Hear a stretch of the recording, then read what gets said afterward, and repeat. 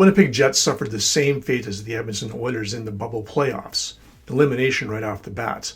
They're still an upper-echelon Western Conference team. Maybe not a true Stanley Cup contender that skates in the air of Tampa Bay or Boston or St. Louis or maybe Vegas, but if the Dallas Stars can catch lightning in a bubble and make it to the Stanley Cup final, the Jets could make it too.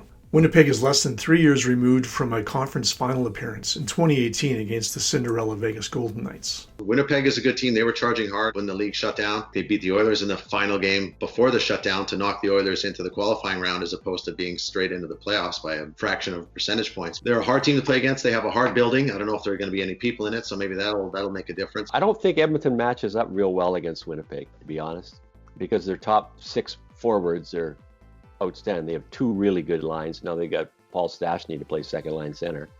So they have 2 really good forward lines and an excellent goaltender. They're a good hockey club still, and they had a lot of good pieces on that team. Now they underwent some horrendous injury issues this year, and I honestly thought that the pause was going to help them the most, help them get healthy, help them come back. They still have that strong core of players. They still have a good solid core, and that core is not over the hill. That core is still in its prime, and it's just a matter of kind of getting the surrounding pieces around the Winnipeg Jets. And I think if that team stays healthy, if somehow they can find a way to stay healthy throughout the year, they're not only a playoff contender, I think they could be a Stanley Cup contender. I think they can get some pieces there to go on another long playoff run. They still think their window is open, and I agree with them. I think their window is open as well, and I think that's somewhere where teams like Calgary and Vancouver and Edmonton strive to be, in a sense that they have all the pieces there, and it's just a matter of putting it all in place. I can't help but wonder what could have been for the Jets if stars Mark Scheifele and Patrik Laine hadn't been injured in their qualifying round series against the Calgary Flames.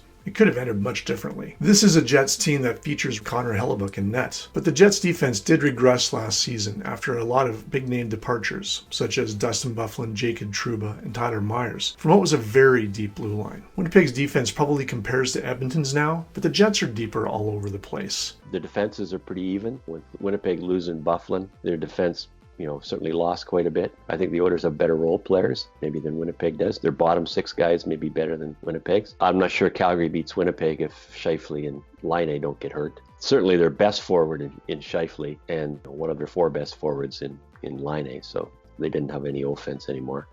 It's a good matchup. They've got better goaltending with Hellebuyck. They have a better first 2 lines, deeper first 2 lines than the Oilers. And they weren't able to do it in the playoffs because of the injuries and because of everything that happened with them. But I think if they're able to kind of get healthy and get some good pieces around those core players, and you're right, they have a world-class goaltender, they can do some damage, and it's going to be tough to really kind of get a lot of points off a team like Winnipeg if they stay healthy. But they haven't been able to stay healthy.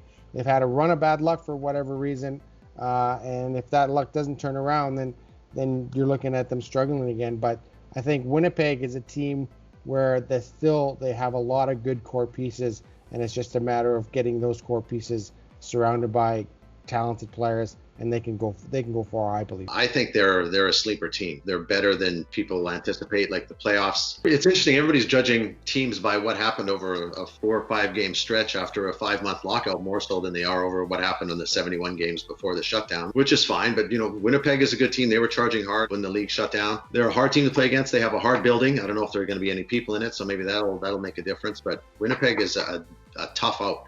And if they get their defense shored up, they're as good as anybody in the Canadian division.